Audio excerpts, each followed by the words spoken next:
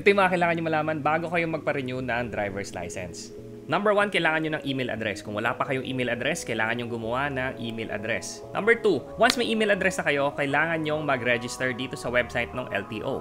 So hanapin nyo lang tong LTO online portal or ililink ko na lang sa description below. Next is kailangan nyo i-click yung register now.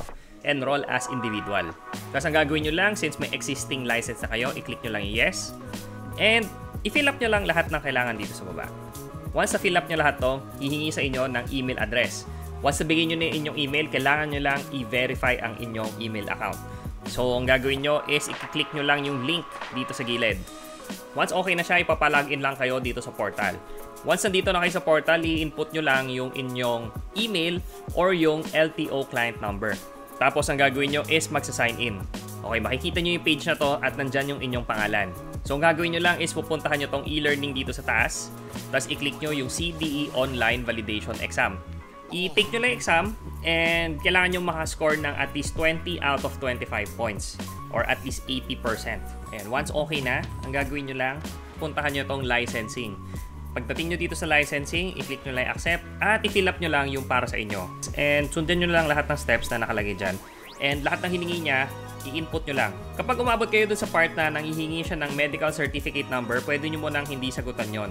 Pwedeng pagpunta nyo na ng LTO, tsaka na kayo magpa-medical. Sila na bahala mag-input ng medical certificate number na ibibigay ng medical clinic. Payment na binayaran ko for renewal is 585 pesos.